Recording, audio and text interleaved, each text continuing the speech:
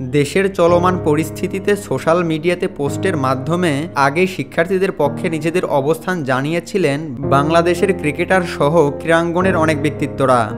নিজের ভেরিফাইড ফেসবুকে পোস্ট করে যা শুরুটা করেন জাতীয় দলের hard hitter batter Towhid Hridoy.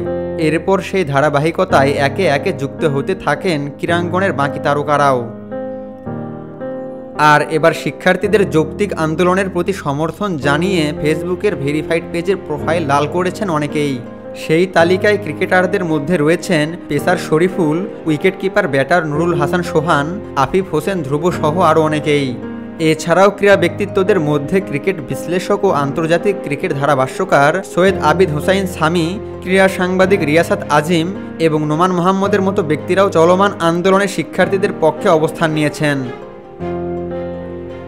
গতকাল শরীফুল তার ব্যক্তিগত প্রোফাইলে নিজের লাল শেডের একটি ছবি আপলোড করেন। এর আগে ভেরিফাইড ফেসবুক পেজে শিক্ষার্থীদের পক্ষে নিজের অভিমত প্রকাশ করে স্ট্যাটাসও দিয়েছিলেন তিনি। এমন সময়ে চুপ থাকতে পারেননি জাতীয় ফুটবল দলের অধিনায়ক জামাল ভূঁইয়াও।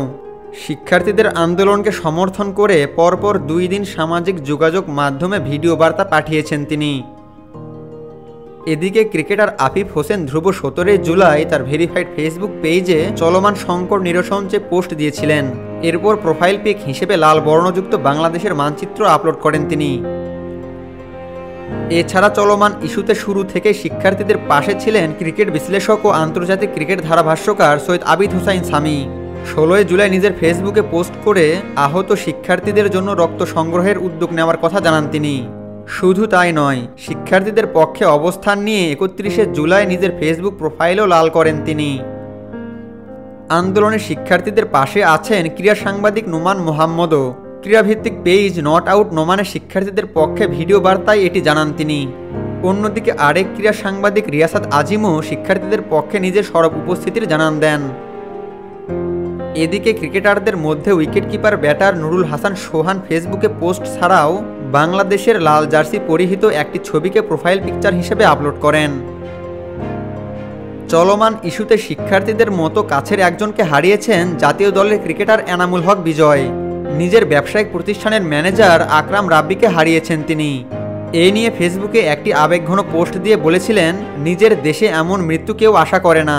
আশা করি পরবর্তীতে কারো মায়ের বুক এভাবে খালি হবে না। এছাড়াও চলমান আন্দোলনকে ঘিরে নিজেদের ফেসবুক প্রোফাইল লাল করেছেন অনূর্ধ্ব-19 বিশ্বকাপ জয়ী অধিনায়ক আকবর আলী, শামসুর রহমান, মোহাম্মদ ইলিয়াস সানি ও সাবেক অধিনায়ক মোহাম্মদ আশরাফুল।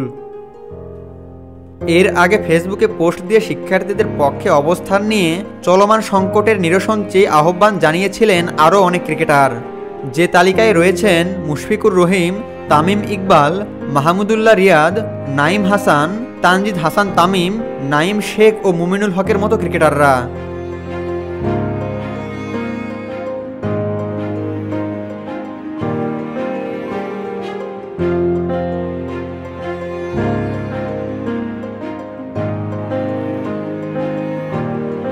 আবু তালহা, অন ফিল্ড।